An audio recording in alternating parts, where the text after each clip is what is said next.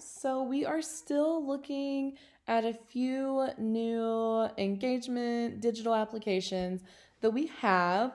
One that I wanted to show you and introduce you to that could be easily incorporated into your district Google slide lesson plans is something called Peardeck. So it is super fun to use.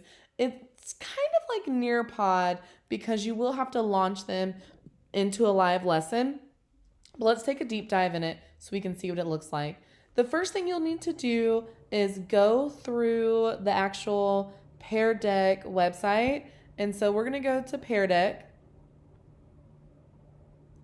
And when we go here, we are going to log in. So Dallas ISD has already bought a license for all of the teachers to use. So you're just going to go to teacher login. And then we will sign in with our usual Dallas ISD information. And I just want you to get started. So the reason why I have you going through Peardeck this first time is so you can actually set up your account. And so when you set up this account, you won't see my home screen at first, but what you will see is something that says like add this to Google Slides, and you want to press yes and give it permission, and then you won't have to come to this website anymore because now it's going to be an add-on on our Google Slide. Okay, so you're going to log in through Peardeck, give it permission to be an add-on, and now we're going to move over to the add-ons. So I'm going to click X here. And now I'm going to open up my district lesson plan. So what I've done is I've taken the actual lesson plans and I've just broken them up into the days to make this a little bit smaller. That way when I add my Peardeck in there, it won't take up as much data or it won't take up as much storage, which will make it run a little bit quicker when the kids are using it with their hotspots and their at-home data packages. So just trying to find creative ways to not use as much storage space. So here is my 5th grade lesson plan that I took from our Power School Learning. And now I just want to jazz it up a little bit. So this is just Monday. That's it. And I just want to jazz it up before I send it over to the kids. So what I'm going to do, I'm looking for my add-ons. So I'm going to click add-on, and you'll notice that I have 2 add-ons right here. I have my Nearpod add-on, and I have my Peardeck add-on. What happens is if I click Nearpod right here, I can actually take this entire slide and put it over into a Nearpod and make it interactive, which I do. But sometimes I like to do Peardeck too. So I kind of just go back and forth a little bit depending on what we're talking about. So let's open up our Peardeck add-on. It's going to open up to our right side. And there's 2 ways that I can add content, interactive content to this lesson. So we are going to add something right after here. I can click right here to ask a student a question, or I can go to the template library and move that over to ask the students the question. So let's start here with our template library. You'll notice that it's broken into different sections. There's a critical thinking, end of lesson, during lesson, beginning of lesson. So I am going to go to during lesson right now because I'm looking for one specific thing right here where it says summarize what you've learned. Obviously, this is the beginning of my lesson, so they are not going to summarize it. I can actually edit this. And what I'm wanting them to do is tell me everything they know about the subgenre realistic fiction.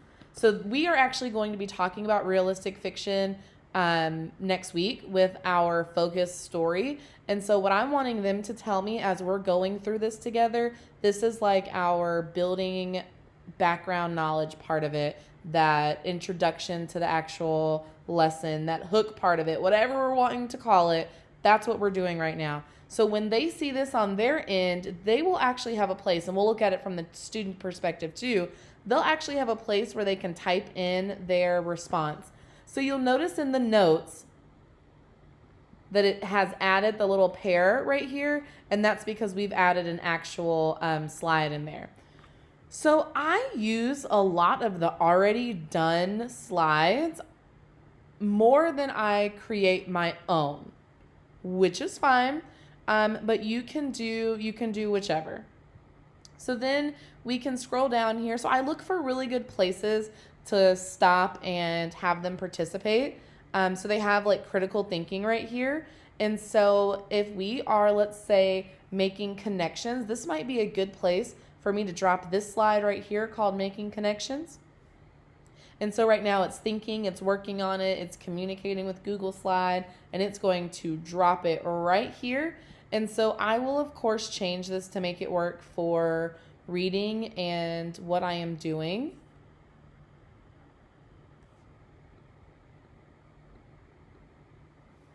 So I might say,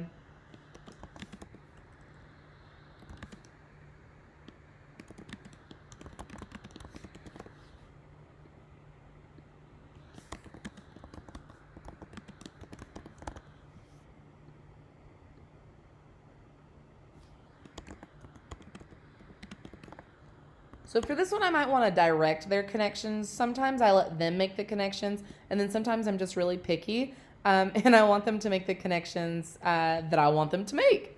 So students can actually click on this and tell me what connection they are making, and I can edit this to be my own. This is a drawing slide, but they have different ones. They have like text ones as well. And so sometimes I like to throw these in here, like the I wonders and the I thinks. Just I want them thinking and wondering as we're reading these different stories. And so this is just a great time for me to tell them, like, jot down what you are thinking after, reading that conflict with Mary. And Mary is one of our main characters in the story that we will be reading. So I will kind of play with this font just a little bit because I don't want it in my cloud.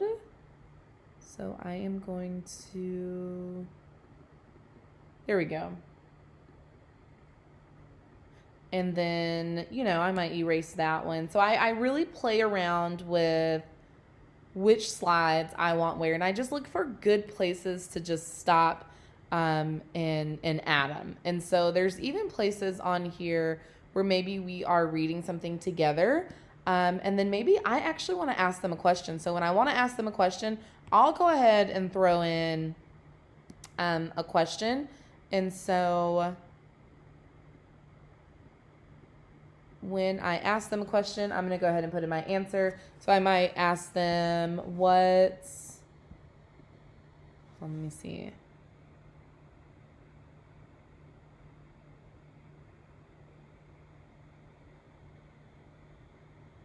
So I will ask them, okay, guys, tell me who visits the inn from all over the world. And so this is a great place for them to pick an answer choice. I'm just throwing something together right now. And so now I'm going to update the slide. And it's going to add this here. So when they get this slide, they're going to be able to click right here where it tells them to choose an option. And so you'll notice that even though there's notes, of course, from the district instructional team who have actually been making these, it just adds a little pair. And that's just an indication that that is where you will stop. So again, there are so many choices on what you can actually add to your slideshow. And I'm just like really quickly going through and just letting you see the different options of what you can add in there.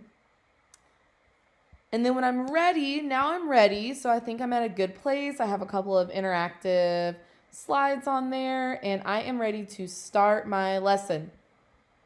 So I am going to pick instructor because this is what we will be doing virtually together. Now, if I wanted to make this just like my Nearpod, so Nearpod and Peardeck are similar in a lot of ways. If I want them to do a student-paced activity, of course, I would just click right here. But for now, I want this to be instructor-based. And so now it's going to launch it for me. I am going to sign in. We're going to go ahead and launch our presentation. And it will give me a code. And this code is what I will actually enter in so you can see what it looks like. So right now it's waiting for students. And so of course the students would get this link. So I would just make this link. So what I normally do is I'll have this pulled up a couple minutes before the kids come into the Zoom. I'll go ahead and post this in their Google Classroom. And then I'll tell them, hey, go look at that last post that I just made. Click on it. And then when they click on it, it'll take them here. And to me, this is just a little bit easier because it doesn't require them to go through as many steps. And I'm just trying to eliminate some of the steps. You'll notice that it will ask them how they are feeling. So what I'm doing right now is I am pulling these tabs down just so you can see them side by side. I don't know about you all, but I just like to know what the kids are going to be doing. So how are you feeling? I'm going to say I am feeling good. It is loading my presentation. And here is my actual presentation. So you can see one student is connected. I am going to go ahead and start class. So this is what I am looking at to my left. This is what the students will be looking at to your right. You can tell that I'm presenting because right here it says that I'm presenting. So I'm going to go ahead and slide through. So this is similar to Nearpod because I'm controlling it and the students are looking at it.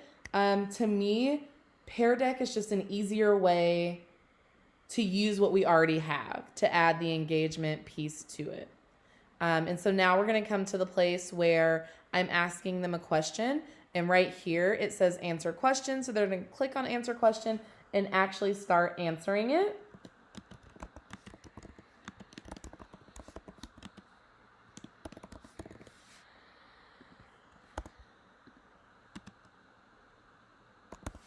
They're going to tell me what they know about realistic fiction. Okay, I've got that student response. I can tell right here I have one response. If I want to show those responses, I can click right here. And so I can actually see the students as they start to respond, and then I can hide it. So that's a little different than Nearpod, I think, and a little bit cooler. So I'm going to continue to go, click through. This is just a great way for the students to see exactly what I'm presenting. This actually helps me because I don't have to share my screen right now as I'm on my Zoom.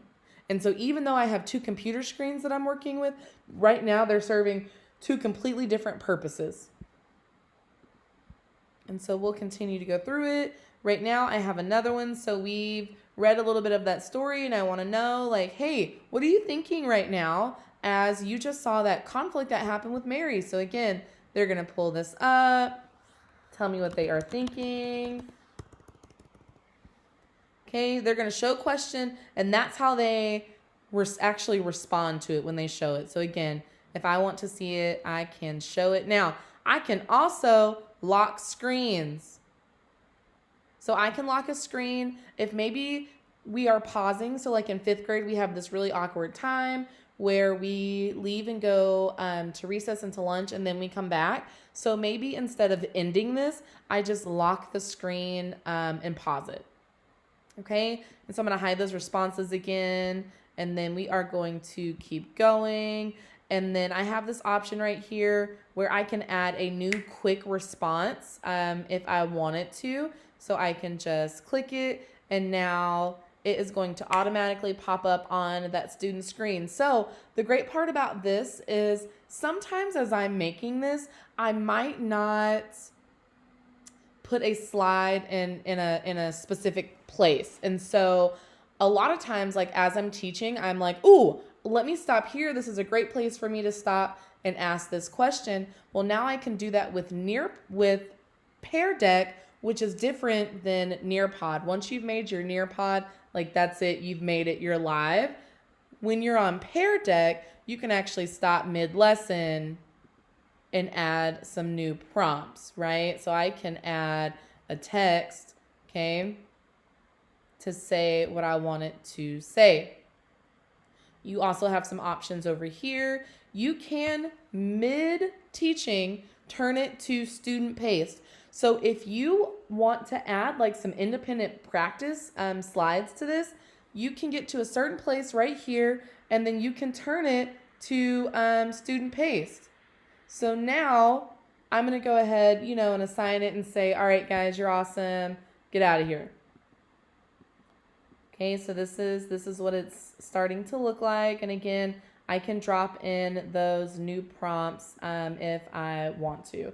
And then when I'm ready to end it, I can end it without naming it, or I can name it. I'm just going to end it without naming it. And then, the students can say, oh, we think it went great. We think it didn't, however they are feeling. And so that, my people, is Peardeck. So if you have any questions, any noticings, any wonderings about Peardeck, like please give me a shout out. Let me know. I will be super happy to help. Now I am going to go through, and what I wanted you to also notice is if you didn't want to add these slides just like I did, you'll notice that you don't see the other impromptu slides and questions that I asked when it was in live mode, right? So that's just kind of up to you whether you want to add them now or whether you want to add them when you are actually live with your students. Have a great night.